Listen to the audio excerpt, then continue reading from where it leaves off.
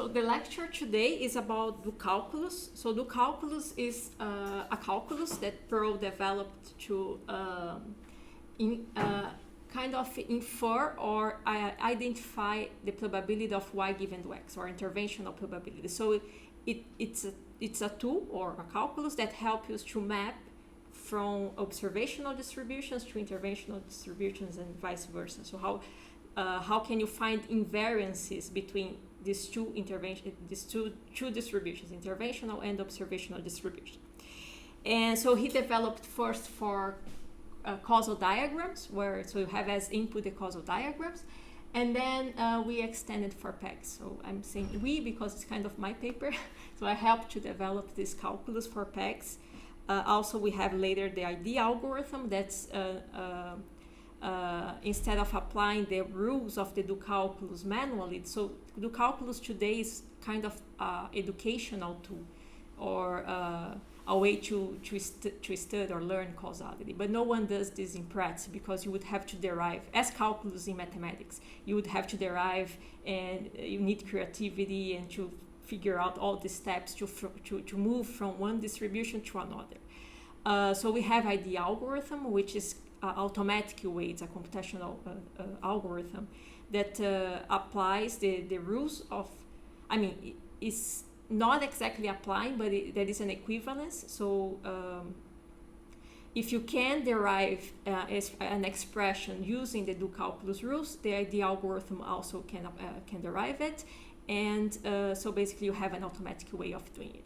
However, I think it's really important for you to learn the do calculus as in mathematics. You need to understand what's behind everything to really understand why things can be mapped from one road, which is the observational, to the other, which is the interventional. And so related to effect identification, we saw already graphical criteria, right? So this is a preview. So we saw already the backdoor criteria, where you have like some conditions, this 1 and 2, I won't repeat it, but basically if you find a set Z that satisfies the backdoor criteria, that the formula that's here is mapping already terms that are coming from the observational distribution to the interventional distribution of interest, right? So no one tells you how this was derived. I tell you just this. If there is a set, then the solution is this. But do calculus actually can be used to prove that this side of the equation is equal to this other side of the equation. We will see this now. And this is just an example, right, of graph where the backdoor criterion applies for the set Z. Another criterion that we saw was the front door criterion. So it's the same. It was a template. I told you that if you find a set M in this case, then if it's satisfying the three conditions, then the solution is this one. Again, I didn't explain how you got from one side to the other. How can you prove that this expression is true? And this is something, again, that you can do with do calculus. This is the classical front door graph.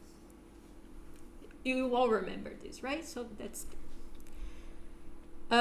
so what's the problem? We have many other scenarios, right? So if we start creating criterion for every possible graph that exists in the road, I don't know if this you have an end. So for example, this is just extending the front door to have a confounder. So one of the criteria was saying that there is no confounding between x and m. Also between x and between x and m cannot have any confounding, and the confounding between m and y has to be blocked just by conditioning on x, and no confounding between x and m. But this is a case where you can have confounding as long as you can block it. So you have a variable z now that's creating this confounding. So basically you can condition on z, block the paths that are confounding, and still apply the front door later. Now it's called conditional front door. The expression is very similar. There is a z here now. But anyways, you would have to create, every time that you add a new variable, you would have to create a new expression or a new criterion. So for example, for this graph is called napkin. because kind of looks like a napkin. And the expression is like a fraction now of 2 backdoors. That is this other one, there's no name. Maybe you can put your name now here. Basically, you can derive any other graph, and you can draw your graph and you have a different expression. So you can derive many expressions by just changing the graph. So it's not possible to do an effect estimation or effect identification by templates, by criteria, right? There are many examples. So the question is there a general approach, right? A general approach to identify the causal effects? And the first is the do calculus.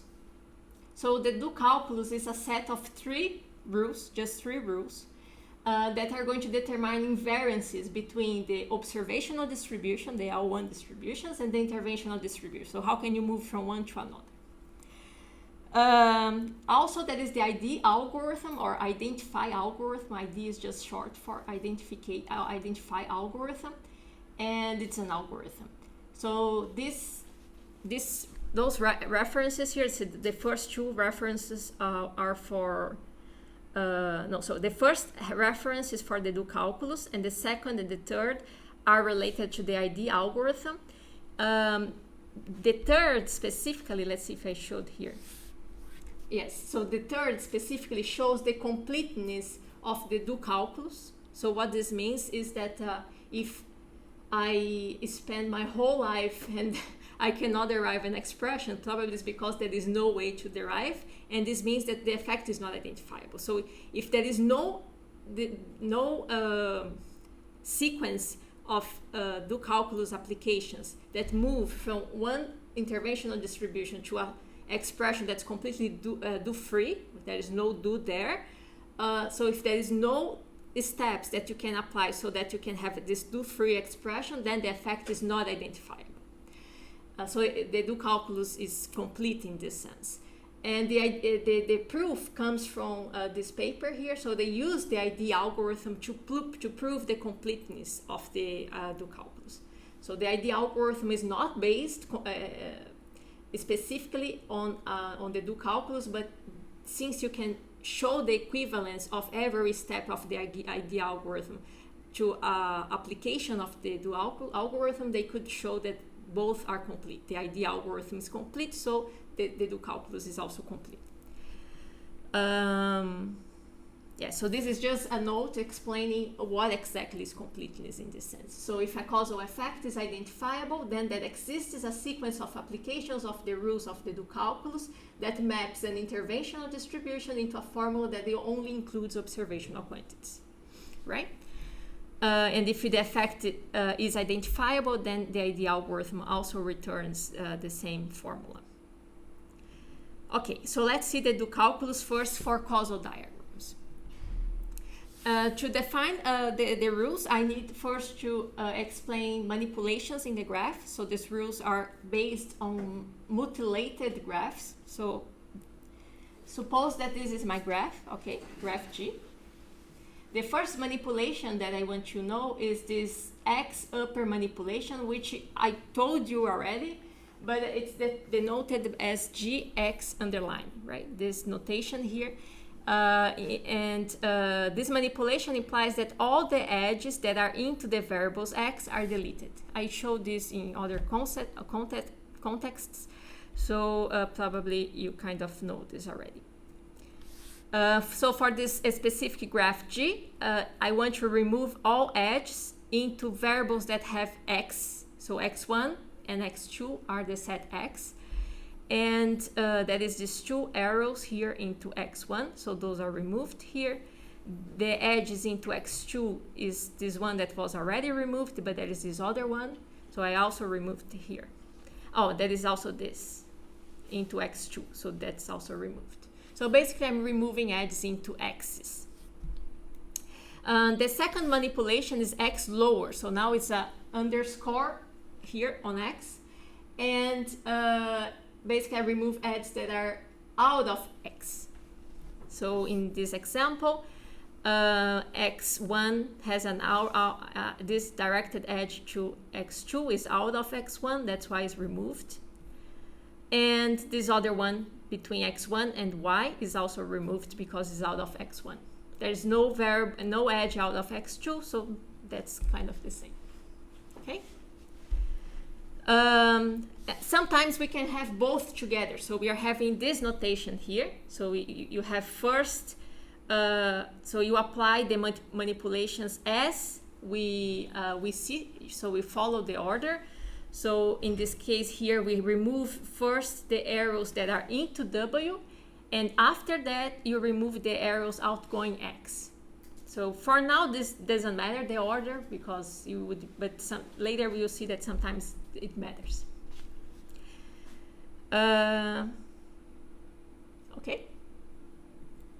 So now we can see the rules of the do calculus. So that's stated as a theorem, and we have 4 sets of variables. So those are disjoint subsets of variables x, y, z, and w. And the first rule is called insertion or deletion of observations, and is related to the conditional probability, the usual conditional probability. Why? So basically, it's saying here, so it's saying that this is a equality. So this means that the probability of y given do w, x, and z is the same as the probability of y given do w and z. Basically, I can remove the observation of x, so that's an invariance. And this is going to happen if x is independent of y given z, and now that's an important part. The w is with a do in both sides of the equation. So because of this, the graph that we have to look at is the GW with a line over W. And so basically we are seeing the interventional graph after applying an action on W. That's why we remove the edges into W, and then we apply the usual conditional independence. Okay? So basically we can insert or delete observations because of this, right? So if you are in this side and you have that x is independent of y given z in the graph GW bar, then you can remove the x. Or if you are in this side, you can add the x, as you are doing with probability, usual probability. The second rule is called exchange of actions and observations. So what we are going to change here, so the do x is now invariant to cx or observing x. So making an action on x is equivalent to observe x. So they are, so this side here is equal to the right hand side of the equation, and which means that and this is only happen if there is this independence here. So x has to be independent of y given z and w, but the w, so you see that the do is in both sides of the equation. So every time that the do is fixed, we are applying on the GW bar, or where the bar is on the top. So it's the upper manipulation on W. However, the x is there is a x underline, and this is kind of reflecting the backdoor adjustment, because once you remove the directed the edges out of x, which are the causal edges, there is no confounding, and without no confounding, you can say that action is equivalent to observing. I mean, you don't need to see right now the intuition, but that's really related to confounding. So you can exchange any action on the variable x or in the set of variables x to just the observation on x every time that this is happening. You just check the graphical condition, and then you see that this is invariant. This invariance is happening in the probability distribution. And the rule 3 is telling you that you can remove the do x. So the do x is just on the left side of the equation, so you can completely remove it, the action on x. And this happens when the action is the x is independent of the y, And now you see here a different graphical manipulation. So it's the do W is in both sides. So the GW bar is again here, but the X, so the X is an action here, is an X with a bar, but that is the Z. And the Z, this means that you have to remove only the edges that are into X, but the X cannot be ancestors of nodes in Z. It's just a condition that you have to apply. And the ancestrality has to be verified in the GW bar. We are going to see examples of all of it, of this, but that's the idea. So in the third, we will see that this is related to independence of the action. So this is going to be related to order. So if I apply an order, an action on a variable that comes after the y, doesn't matter anymore. Like imagine that y is not affected by x, right? So y comes first and then comes y. Y comes first and then comes x. So apply an action on x doesn't affect y anymore. Here it's related to y, to order. With examples, we will see that this is going to be clear.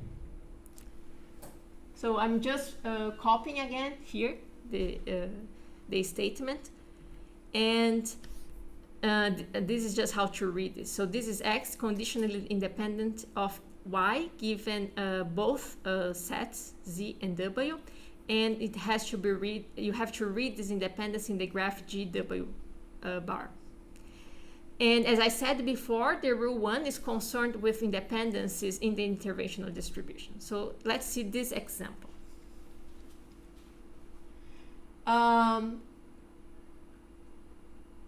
I'm following the notation exactly of this, so the same letters that apply here. So W is my set W's, right? So X is just, the set X is just my variable X, the Y is just a variable Y, and so on. And I want to probably check if this condition is true. So how can I see if this condition is true? The first thing is to apply the manipulation and get the GW bar. So what would be the graph GW bar? All the incoming edges into W get moved, which is the XW, and then the YW. Right, so that's it. Okay, and now I have to check if Y is independent of X given Z and W. True. It's true. So because of this, I can write this. So this implies, so this graphical condition implies this invariance between the interventional distribution. There's two interventional distributions, but I can now see a condition independence in the interventional distribution. So that's a different distribution, it's the interventional distribution, and I can apply the usual condition independence and see this invariance. Can remove the X. I have a question about the theorem. Okay. So X, Y, Z, and W is any disjoint subset of variables? Or what are yeah, so you have all the sets, all the variables. But they don't have to be like a complete partition of the graph, right? No. You can leave Yes. ones out. Okay. Yes. They are just joined. And the way we went about it by assigning them first is kind of cheating in a way because we don't know, right? Because we would Yes. in an actual problem we would start with Yeah, you don't know which rules you can apply here. So that's why it starts getting tricky in the end. So imagine if I ask you, is X what's the effect of X on Y here, which is probability of Y given to X only. You have to start trying to remove the do X or changing the do to something else. But here's just an application of the rule. So I'm trying to go slow. Okay, rule 2. So that's the rule, as I told you, is just an exchange of an action to an observation. And that's the condition. So you need to find this condition. We have two graphs now, two manipulations to apply in the graph. And it's related to confounding, as I told you. So this is like when the observation is equal to an action on the same variable. It's only when this happens. And if you remember, the backdoor criterion is kind of like this. That is this alternative version of the backdoor when you remove the edge out of X, and then you see if there is this independence. One question at the comment on the right. Should it be given that in the interventional graph of GWX underscore? No, because if you remember, so imagine that I have this graph, so no W, okay? Mm-hmm. And I ask, is X confounded with Y? Mm-hmm. It's not confounded when Z is the backdoor set, when Z is admissible for backdoor adjustment. So how can I check the backdoor criterion? I remove the edges out of X and see if X is independent of Y given Z. If this happens, it's because the Z is eliminating all the confounding. When I condition on Z, I kind of remove or eliminate all the confounding between X and Y. Now I'm adding something else, is the W. It's just because the same backdoor applies to any interventional graph. So if I have any W here, I have to first, I don't know, call a W. And I first did some intervention on W. So I remove the edges into W, and then I see if X and Y are unconfounded given Z and W. I mean, this was easy, too easy, this example. But the point is, I don't need to put the GX underline because it's the procedure of the backdoor. Okay. So X2 is the root 2 is related to confounding, and let's see an example. I'm cheating again. I want to know if this exactly operation applies, right? So first, I want to check this, right? So how can I check this? I have two manipulations to apply. The first one is getting GW bar, which is removing the edges into W, right? So that's the final graph. There are two edges, the bidirected edges here that are into W, so I remove it. And the second part is removing the edges out of X. So we remove this edge, okay? And that's it. Then we check the independence. Is Y independent of X given Z and W? Yes. So because of this, then basically the same that's written here applies for this graph. Okay. The rule 3 is related to order, as I said. So basically, I'm saying that the action on X has no effect on Y. When I see this, I'm saying doesn't matter doing X because there's no effect on Y. That's the kind of intuition behind independence. And this happens if Y comes first than X, right? If something, so I'm doing an action on something that has no effect on Y, it doesn't matter anymore. So it's related to order, but we can check on, we can check this by looking at this condition. And this condition depends again on two operations. So let's see this graph. The first operation is removing the edges into W. Again, the W is fixed, right? So it's something that I never touch. So that's why I remove the edges. So W is the part that's invariant in the equality. So W is just the variable W, and the edges into W are this one, that one, and that one. Okay. And the second part is removing the edges on the set of variables X that are not ancestors of any node in Z. And this is an interesting example because the X here is an ancestor of my Z. Okay. However, I have to check in this graph. And in this graph, X is no longer an ancestor of Z.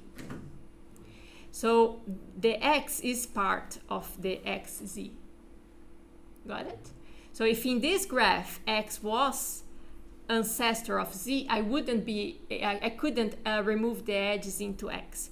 However, x is not an ancestor of z in this GW bar, and that operation allows me to remove the edges into x, which are both of this. And then that's my final graph. Okay. And in this graph, I have to check this condition. So is y independent of x given w and z? Yes. Yes. So because of this, then I can remove the edge, the action on x. You can see here that the order applies, right? The x is coming after y.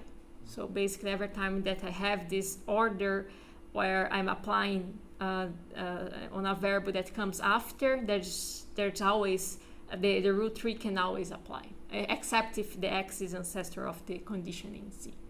But that's a particularly easy case because the x is alone after, so there's no edges in and out in the third graph. Yeah, definitely. The checking the independence in this graph is easy. Yes. Yeah. I mean, I was just thinking, is there some case where it could be independent? And I was like, no. I mean, it's just independent in that graph given. In that graph. But if in that graph a variable is alone, yeah, we can just remove it. Well, it's independent. Yeah. Yes. In this graph, yes. The x became isolated, but you have to note first that this is the graph condition to apply to kind of know that the action has no effect. You could also apply the idea of the order, but you have to pay attention on which variable you are conditioning. It says outgoing arrows from X, but I thought we actually removed the incoming arrows. Yeah. No, it's the annotation here. The GWX bar. After removing the incoming arrows. So the sentence is correct, but it's misplaced. Oh, okay. I shouldn't. I just needed the second line. I copied the whole thing from the theorem, but you don't need the first one. And the graph is actually removing on the income it's ends. upper, so it's the incoming. Yes. Right. But yes. that graph just was lower. Right. Yeah, no, it's because annotation here, and this was in the theorem, so it's misplaced. It's still correct, but it's misplaced. Okay, now let's go to a more interesting example. So that's our backdoor.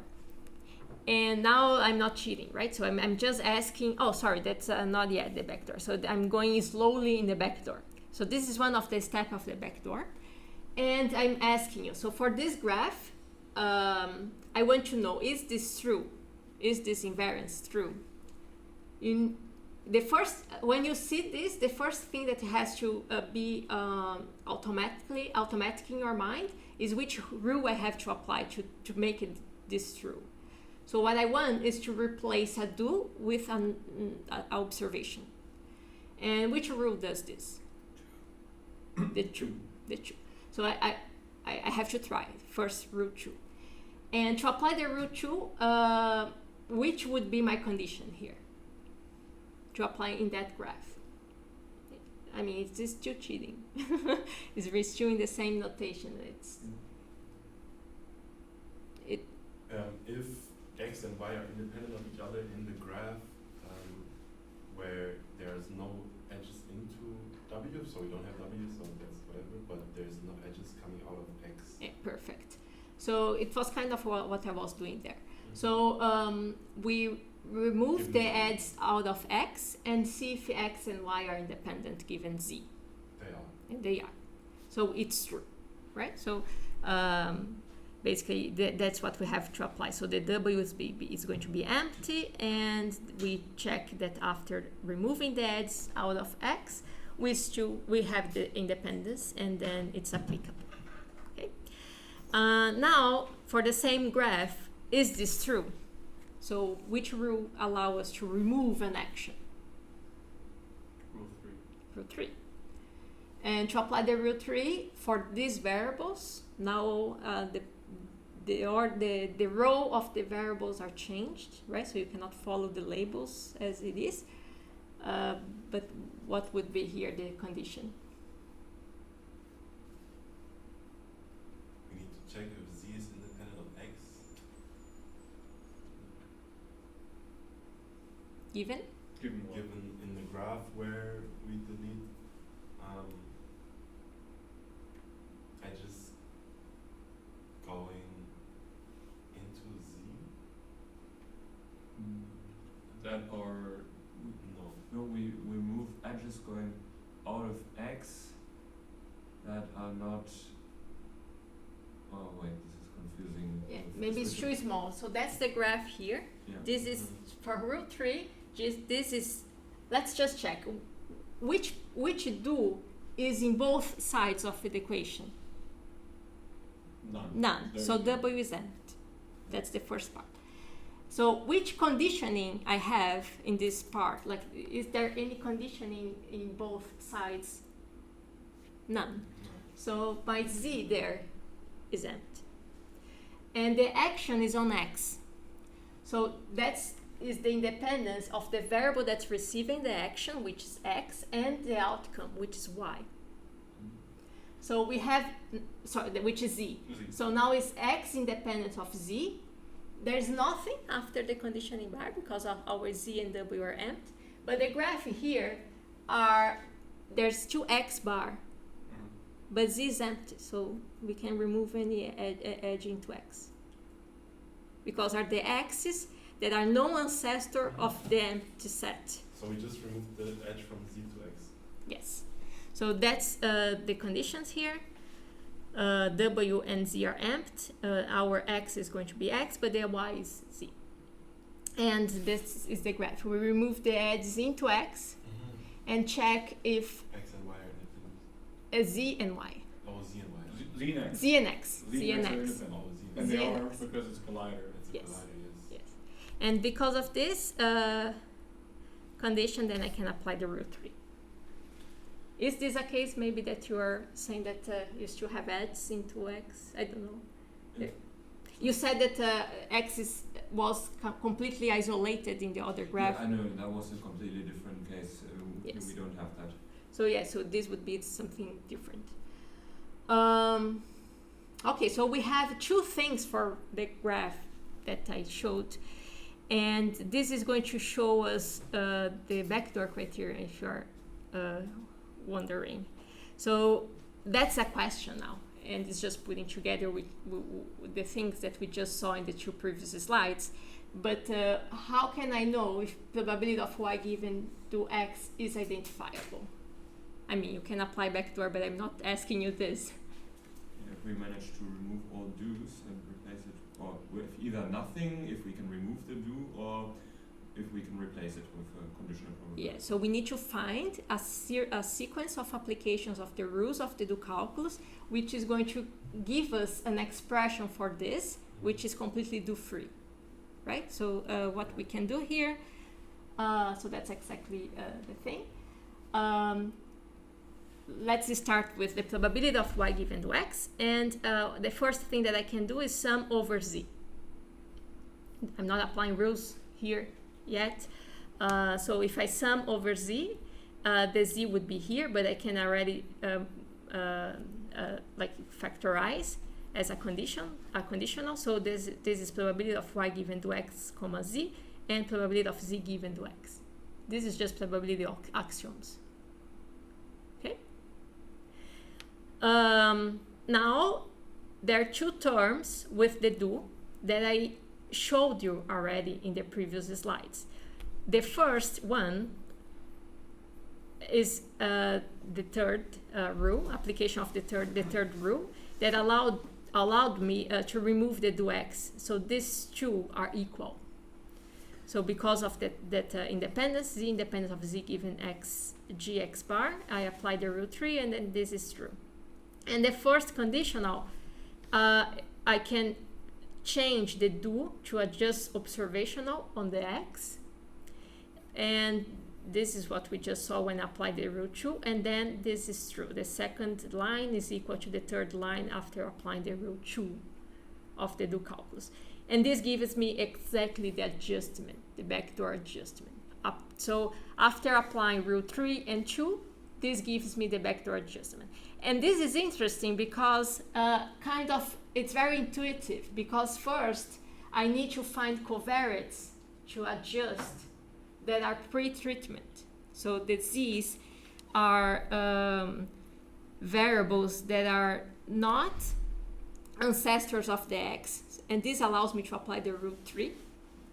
And then after finding these covariates, I have to also check if this is blocking all the confounding between the x and y, which is related to the root 2. So there are two conditions that are known to be true for backdoor adjustment, which is like z cannot have the descendants of x. So that's one of the requirements to apply the root 3. And once I find a set of these no descendants of x, if this set removes all the confounding between x and y, then the backdoor adjustment applies, and that's exactly the formula for it. So here is just a proof or a derivation that the backdoor adjustment works for under those criteria that you know. Questions about this? Okay. I mean, I imagine the trick in more complicated stuff is realizing here we use the probability accents to add z back in so we can actually do something. Yes. In others, it's probably more difficult than just simply adding the only other variable in the graph. Yes. So usually it's not just one application of the rule. Usually you have to combine different rules, and also you have to put some. You have to find out which adjustments you have to do, like the summation of z, or maybe multiplying by some one. I mean, it's going to be tricky, exactly as calculus in mathematics. Sometimes, like how can you do some integrals or derivatives? I mean, you need to be creative, right? Up to the point that you don't need this anymore, and then just go use a software. And that's what's happening here. We are going to see that you can do it if you spend some time and creativity. But in the end, people in practice uses the ideal algorithm. But I mean, it's important to know why things are happening, because, for example, for the backdoor adjustment, actually the criteria was derived before the do calculus in history. So because it's kind of intuitive, if you have a set of pre-treatment variables and you remove the confounding, you kind of get the adjustment. And then Perl derived the calculus. And so basically, if you understand why the rules are applicable, then you can also find different approaches and do research or stuff like this. Now it's for our front door, right? So you see already the graph there. Let's go step by step again. And I want to ask you here if this probability of y given to m is identifiable. Yes. And it is. Can you say why and which expression? Who said that? Who said yes? You. So what's the expression? With the back door, with the front door criterion. No, the y given to m. I want the effect of m on y. Oh. But you maybe you can use some criterion that you know.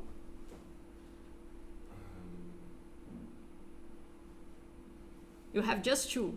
If it's I mean, then backdoor. backdoor, can you apply the backdoor? And the backdoor criterion, if we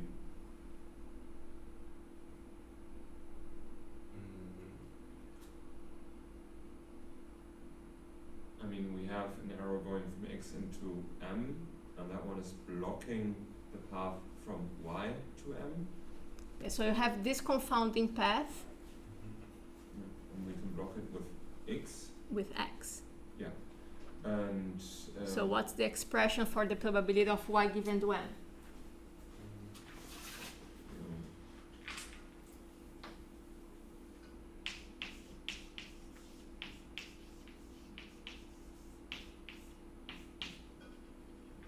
We can sum over the x's, so sum over x's. We have py given to You have to get rid of though. That's the point, right? yeah, we add the x, so we can.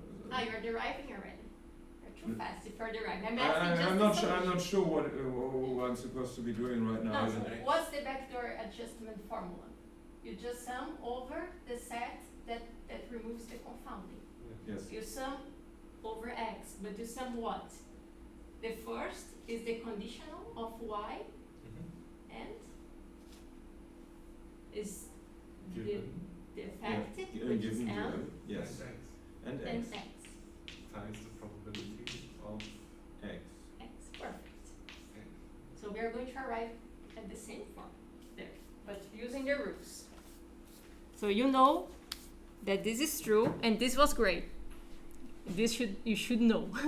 Now we need to apply the rules and arrive at the same thing. So the first thing is to sum over x, and then we have this. Now we would have Yeah, the that's do. what I was trying to say first. Okay. So this is just applying the probability stuff, right? So it's just summing over x, and then we break into the conditionals. Let's try to remove, or I mean, you know that's remove, but let's get rid of the do in some way. You could try to change the do to just observation of them, applying the rule 2, or you can remove it using the rule 3, or I mean, you can do any other trick, but in this case, it's kind of obvious. You have to remove. How can you remove? Rule 3. Rule 3. And to remove the do m, what would be the condition here? M independent of Z and of W. x, M independent of x, Yes. given nothing in the graph that has all incoming edges to M removed, right? Income into the action, which is m. Yeah, M. So after removing the edge into m, is x and m independent? Yes, because the only remaining path is a collider path over Y. Exactly. So that's exactly our gm bar, right? After removing the edge into m. And in this graph, x and m are independent. So that's the condition here that allowed us to remove the do m. So this invariance is true, and then this is also true. Okay. Now we have to make something to get rid of this other do. If you know the solution, it's kind of easy how to rule 2. arrive. Huh? Probably rule 2. Yes. It's the same derivation for the back door. We just did it. It's first applying the rule 3 and then applying the rule 2. So this you have to memorize. How can you derive backdoor adjustment through calculus? Apply rule 3 and then rule 2. It's very intuitive. Mm-hmm. So it's the rule 2 here. And which condition then I have? We first look at the graph without the edges coming into x. So we remove the cofold. So x now is our, who is x Oh, here? m, without the edges going into m. So we remove the edge from x. No. No. M. Our W is empty, Here and we our don't have X that. is our M, and it's the outgoing edges from M. Yeah. Oh, So, okay. so Right. we have no outgoing edge out of M, Mhm. and now we check whether M is independent of Y. Given Given X. given X. So I mean, probably I did this. So we first remove the edge out of M, right? Because that's the rule 2 here, and our W is empty, and I need to remove the edge out of the action, and the action is M. And the conditioning set has to block all the confounding paths, and X is our set here, and it's blocking all the edges. Paths. So this is the adjustment over x for the effect of m on y. Okay. And what about the effect of x on m?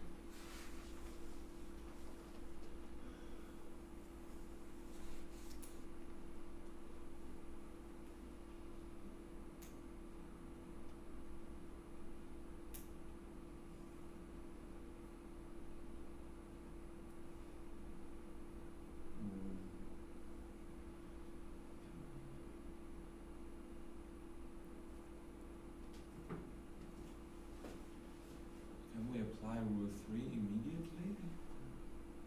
wondering, so if we try to remove the do x, Let's try to apply the rule 3.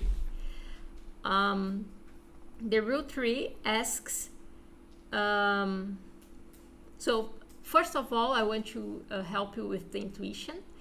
And the rule 3 means that an action is irrelevant to the outcome. So an action on x doesn't affect m. And looking on this graph, acting on x definitely affects m. So by knowing the fact that this is related to order, you know already that the rule 3 is not applicable. But I think it's a good exercise to try to apply here and see that the rule 3 is not applicable. So for the rule 3, I want to get rid of, I want to remove the do x. And to remove the do x, I need the independence of the x with the m. Given nothing. Given nothing. There's no m, no w, and no z. So basically, after removing the edge into the action, and there is no conditioning, which is now our x, those two are independent. So I would remove this edge into between x and y, but there is still the directed edge, which is the causal path. So that's why it doesn't help. Which other rule can you try to remove the do? I mean, we can try with the rule 2. Rule 2. Before that, can you apply backdoor adjustment?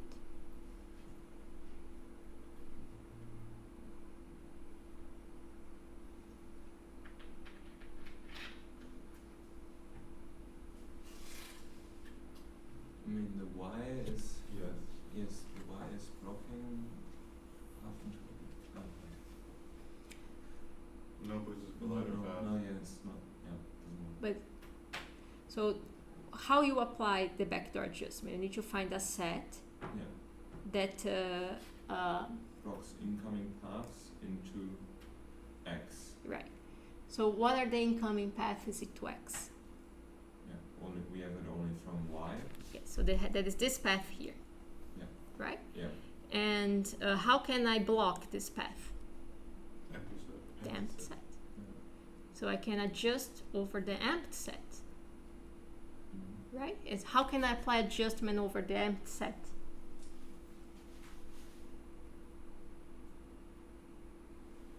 It's just You just probability. remove everything. There's no sum anymore. There's no summing. So what's the probability that comes here? Given x. There's no. Well, I mean, I guess in this case it would be y given m if we're, well, because the variables are different, right? You made the equal sign, and so it's a bit confusing. No, I'm doing for that graph. I want the effect of x on m. I'm aware, but we have. Oh, okay, that's fine. Understand? So this is backdoor over the adjustment, the empty set, but it's also just replacing the do with an observation of it, which is directly through root 2 of the do calculus. So you kind of have this relationship between the do calculus, the root 2 of the do calculus, and the backdoor, right? So anyways, how can I identify this effect then?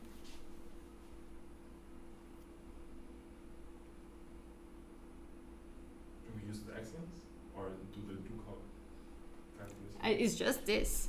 I need to convert this into something that's do free. It's written there. So we use rule 2. Root 2. So basically we have the everything is empty. Then we check in this graph after removing the edges out of x if x is independent of m, and then because it is, we apply the root 2 and this is true, and that's it. Okay. Okay, now what happened here in the original graph? Oh, there's something else yet.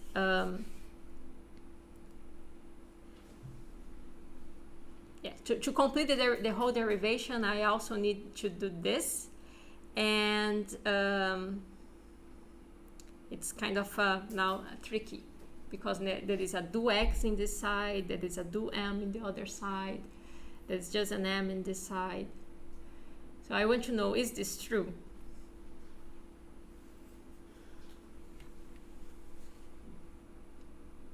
I mean, we have to get rid of the x, and we have to get a do into the m. We have to exchange, so it's a rule 3 and a rule 2 in some manner, but We can try. So you want to apply which rule first? I mean, maybe let's get rid of the do x first. How?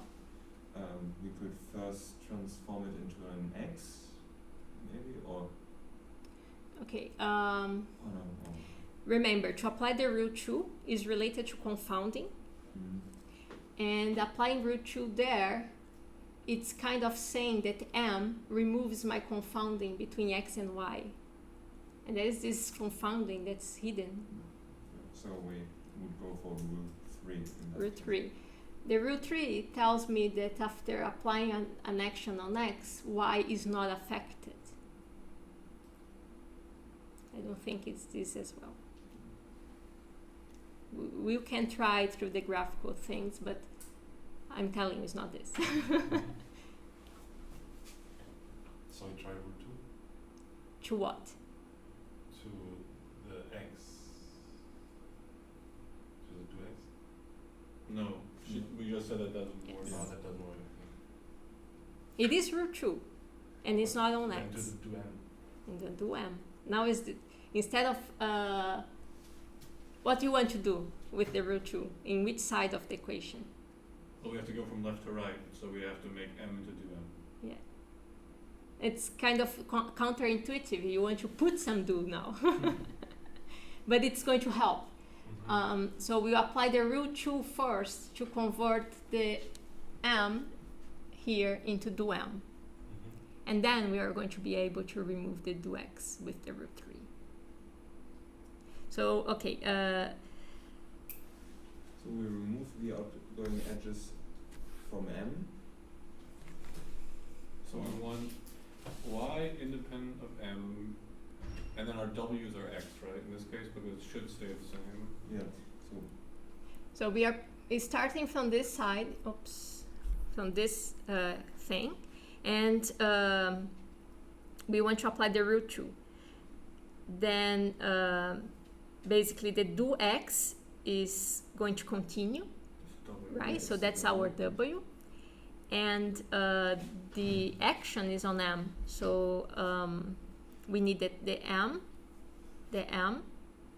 is so, independent of y. yeah, so Given x in the graph, yeah. So it's sorry, you want to say what the graph is? So we have the incoming edges on x, and then the outgoing edges of m removed. Yes. And who is our z? Episet. Episet. Okay. So so after removing the edges out of m and into x, we have this graph, and we need the independence between m And y. and y, which is True. true. So because of this, the rule 2 is applicable, and then we have the m converted into a do m. So this is equal to this. And to arrive now here, we can apply the rule 3. So how can you apply the rule 3 from this distribution? Who is our w first? M. Yes. And our action that's going to be removed is the x and the y. So kind of we use almost the same notation except that the w is m and the z is M. at. so we remove the incoming edges now On m. on m, yeah, and And the outgoing edges. no, from it's still the incoming. is incoming. Income, yeah, I meant that. The incoming edge is on X. And then Our X's are X, yeah. yes, because we don't condition on anything. So all the x's that are not ancestors of nothing, they are all. So we also remove the incoming edge, which is this bidirected edge, into x, right? So that's the graph, and we check if x is independent of y in this graph, which is true. So now we apply the rule 3, removing the do x, and then we arrive here. So that's the trickier part for deriving the front door, after knowing that the effects are all identifiable through backdoor. So basically the effect of x on y is the effect of x on m, then combined with the effect of m on y. But that is this trick that we need to do. Because we have to basically create a W to use in the rules. Yeah, you can see like this. You apply the rule 2 now to add a do, and I mean, in the beginning we feel that this is counterintuitive, but sometimes I think with time you are getting the intuition how to derive this. I mean, for this graph, it's a very simple graph, but now the solution makes intuitively sense that if we that we can get the causal effect for y just by taking do m. But I imagine it to be much more difficult when we have 4 or 5 nodes in the. Yes, definitely. No one is capable of doing this. That's why we have the ID algorithm.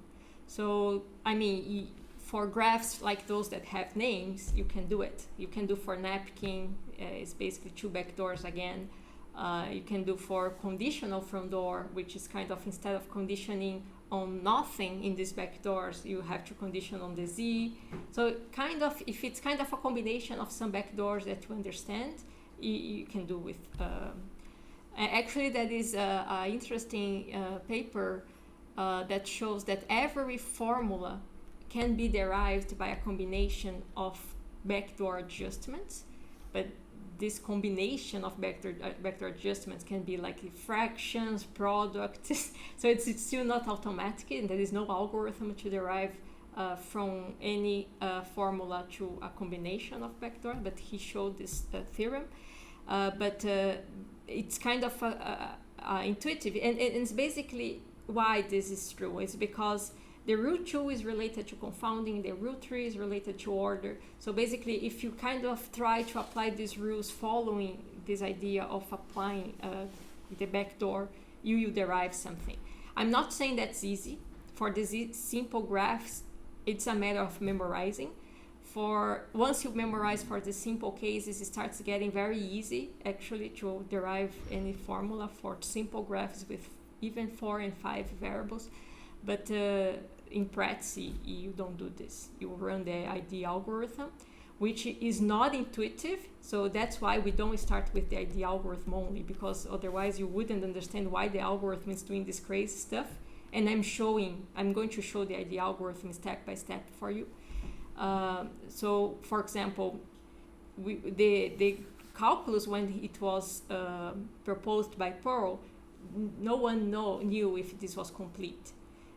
It was sufficient to derive all the formulas that was created before using the criterion, but he didn't prove if it was complete or not. So only in 2006, these other 2 guys, they proved the equivalence between the ID algorithm. So the ID algorithm was also proposed independently, and then another guy kind of showed the equivalence of both, and then showed that both are complete. So it took time actually to understand what the ID algorithm is doing intuitively, and no one kind of goes directly to it. So you have to understand first the do calculus and then apply.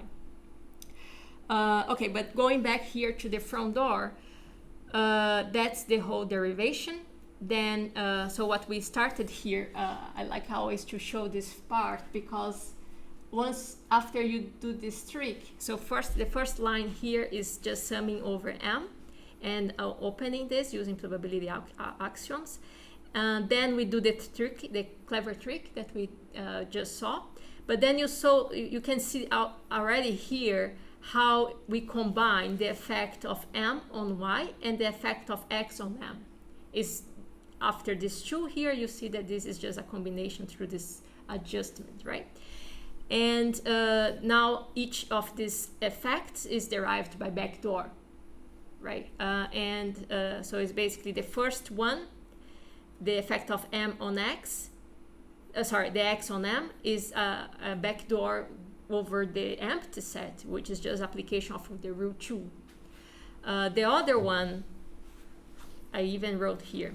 Then the other one is this between parentheses is the adjustment over x. And I'm using x prime just because we have already this x here. So it's just for you to say that this x prime is over, so we are summing over all values of x, and that's x is in these two conditionals are those varying because of the sum, but this is fixed. This is our x from here, okay? So that's why there are two x's. But in the beginning, we showed that this is the effect of m on y, and it's just adjustment. So if you just, so what I'm doing now, okay, apply the rule 2 and 3. So this is the adjustment. So the end of here is the adjustment. And so usually we see like this, because we put the sum in the middle, like here. So this probability of m given x doesn't depend on x prime. So kind of they move to here. So when you see the formula, they are like this, but this is equivalent.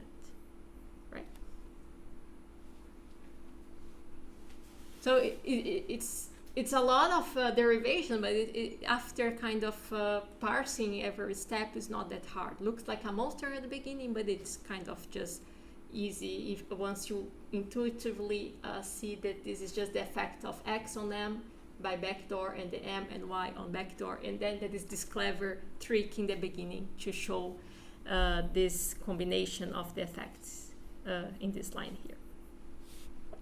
Okay. Okay, that's the end.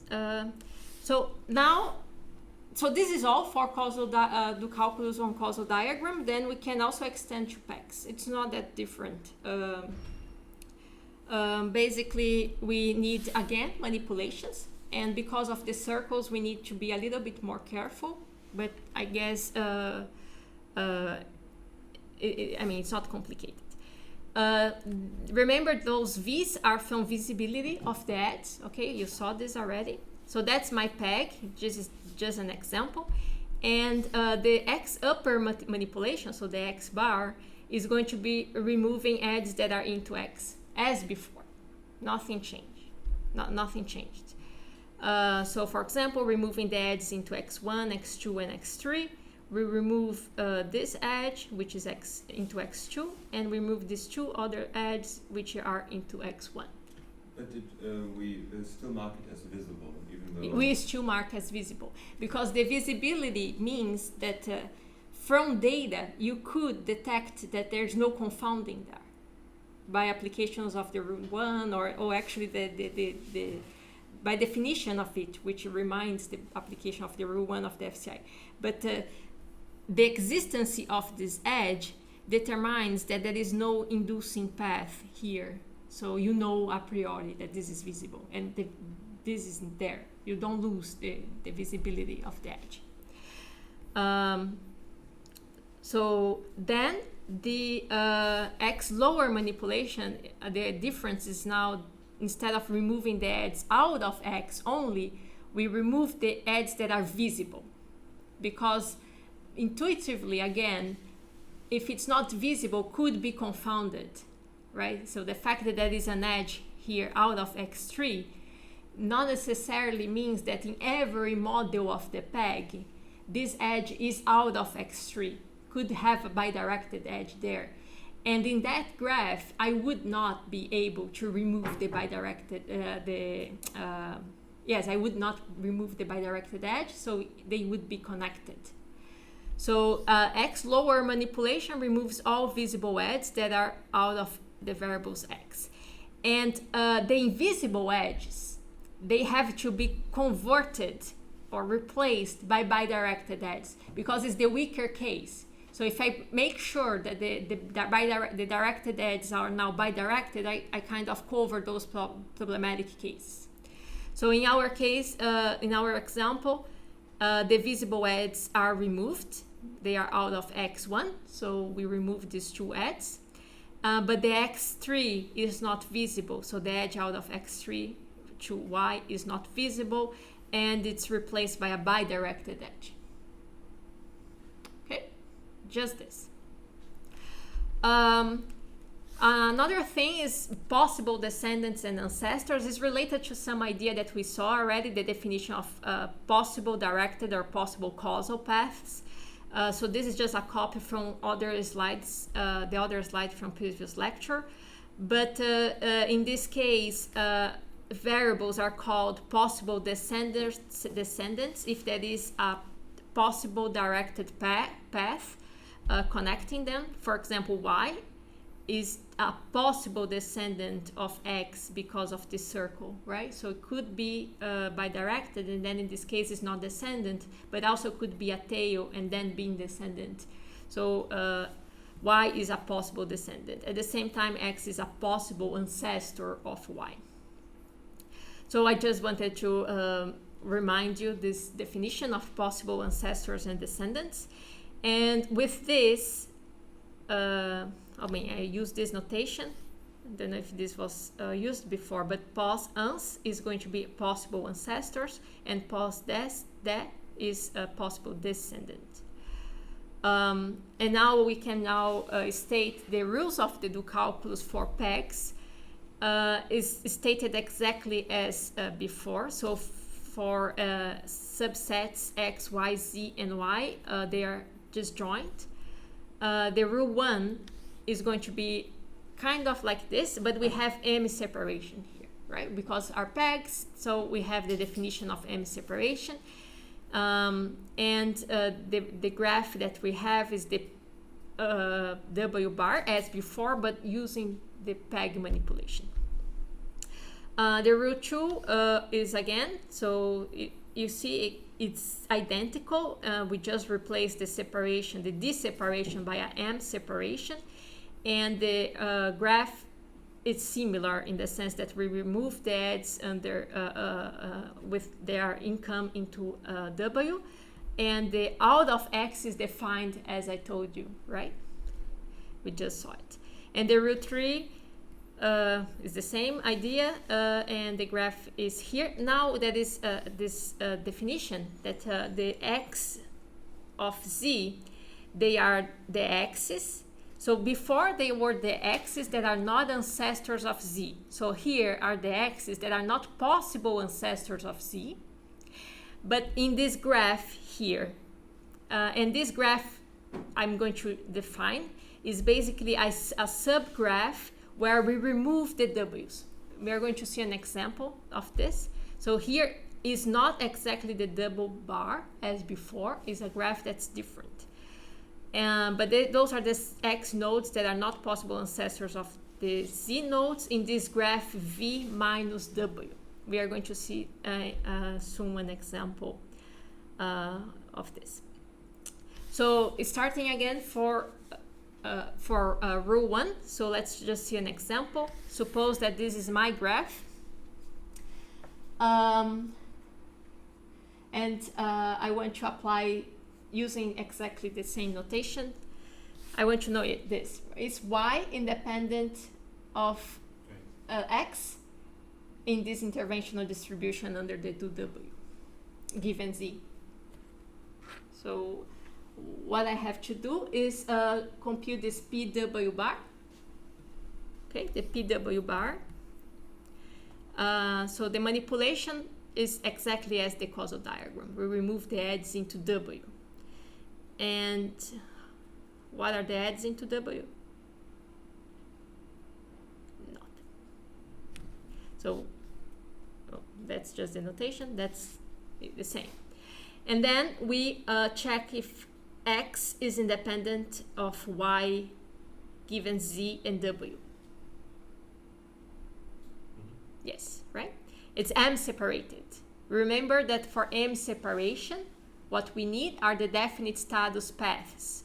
So we check this definite status path because this is a definite non-collider, and W is sufficient to block it, and that's another definite status path, and Z is definite to block it. This other path is not, there is no definite status for it because these two triplets are not unshielded, so they are not definite status, so we don't look at it.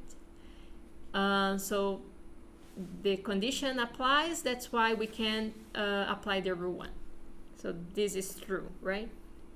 This is true. Yes. Questions? The rule 2, now for this other example, I want to check then the separation between x and y, the m separation between x and y, and x now is x1 and x2, okay? In this graph. Okay, so let's just start the manipulation.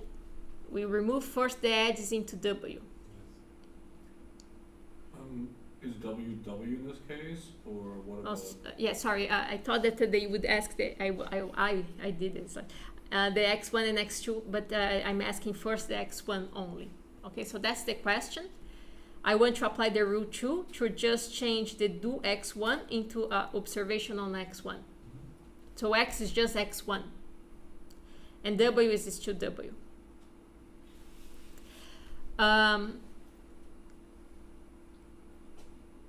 Yeah, those are the notations. So that's the graph. Oh, it's already there. So the PW bar would remove these two edges that are into W. And for manipulation of x1 underline, I remove the visible edges out of x1, which are these two. And then every directed edge out of x1 that's not visible would be bidirected, but there's nothing. So I just removed these two edges. Okay. And then in this graph, I check if x1 is independent of y given z and w. x1 independent of y given z and w. Yes, because the x1zy is a definite non-collider. Yes. So we remove, we block this definite status, and that's sufficient. So that's true. We apply the rule 2 here. Okay. What about when I have x equals x1 and x2?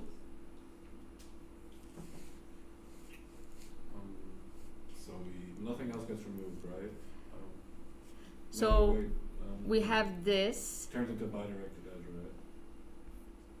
The edge from x2 to y gets removed. Right? No, it doesn't. It gets. It's turned into. That's not directed, so yeah. we keep it. I mean, anyways, it won't change this. But then we would need to see the independence between x1 and x2 given y. No, right? Y is a collider. So I want the independence between x's and y. X2 is not independent of y. It's just there's nothing. There's no way to. Yeah. So this edge here is not directed. It's not even visible. It's not nothing. So we would keep them. So this would still be the graph, and x1 and x2 are not independent of y because of this edge. Okay. So Why this. is the edge from A to W directed, but the one from x2 to y not? I removed first the edge into W. Yes. Because the W is here. So I removed this edge because of the arrowhead into W, not because this circle or something like this. Okay. And then the out of is where you have to care about visibility and non-visibility. And since this is neither of those, it's not. It's just.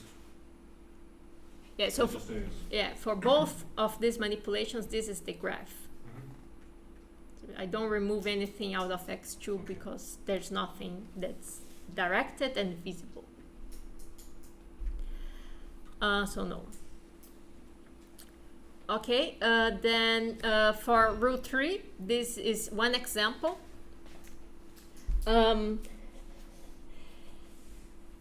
The first thing that we need to do here is, I mean, I would check this here first, because we need to remove, I don't know if I did this already. Yeah, so I'm doing this first. So we have two things to do, right? So one is removing the adds into W, and then the adds into the axis. But the axis, they have to be not ancestors, not possible ancestors.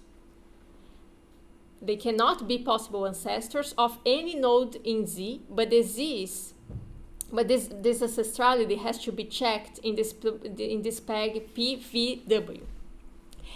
And the meaning of this is just the induced peg over the subset V minus W. And this is just removing the edge completely with the nodes and the adds together, right? So for example, now I'm asking that if this invariance holds, and the action is on the axis. So first of all, my W is the W. Yeah, the W is the W. And to compute who are the axes here that are going to it was going to have like the adds removed, I need to know this PV minus W. So that's my graph. I kind of remove the W together with the adds connected to it. I just remove it. So you see that. Just take out everything. So it's Yes. not like inducing paths or something. No. Okay. It's just removing it.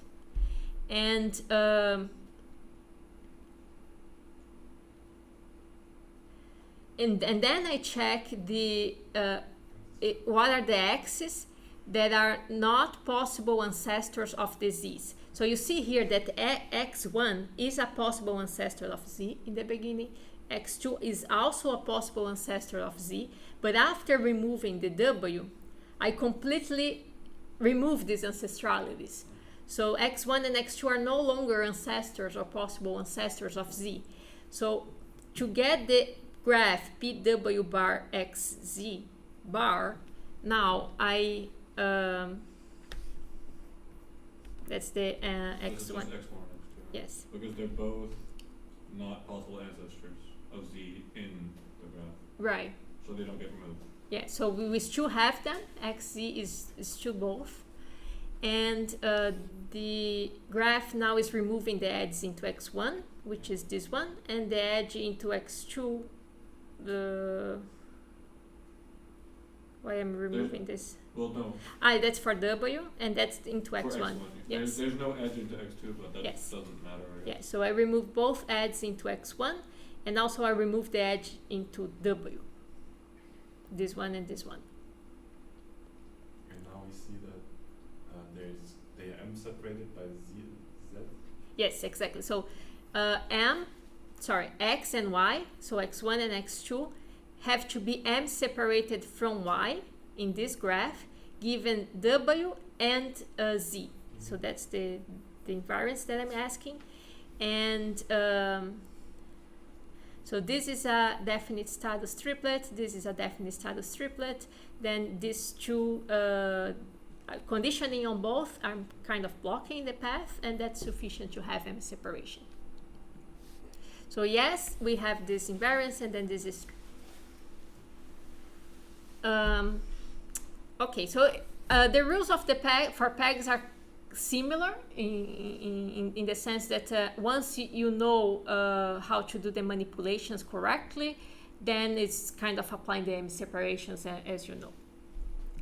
Oh, that was fast. Yeah. You're only perfect on time. Yes. So I have actually a list of exercises for this. So do calculus for both, for causal diagram and pegs.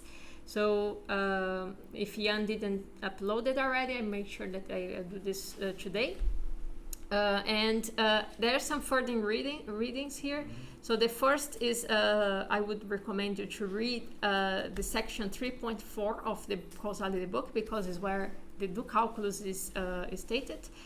And that is this paper that also, if you want to check where was defined M separation and the do calculus and also the ID algorithm, it's this one for PEGs.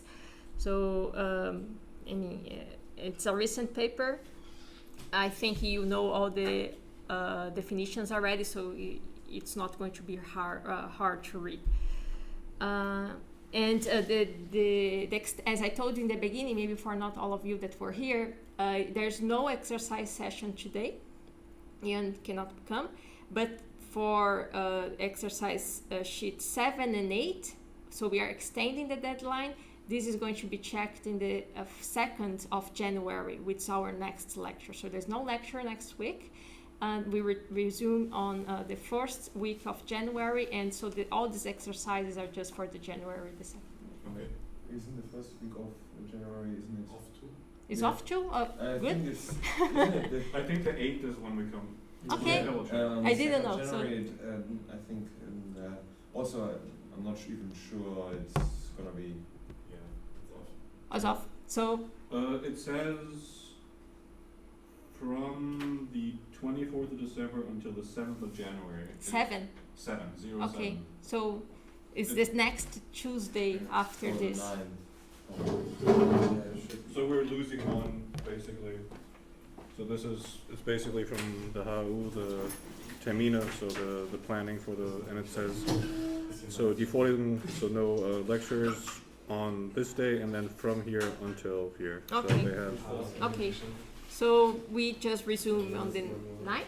the 8th. I think the 7th is the Monday, right? Is the 7th the Monday? I don't even know. Yeah, so the next Tuesday after the 7th. No, the 7th is probably the, is it? I don't know. Anyways, is that Tuesday, not the next, not the first second, the first. It's not a Tuesday. No, it doesn't. No. Because we have 26th and then the 3rd or 2nd is Tuesday.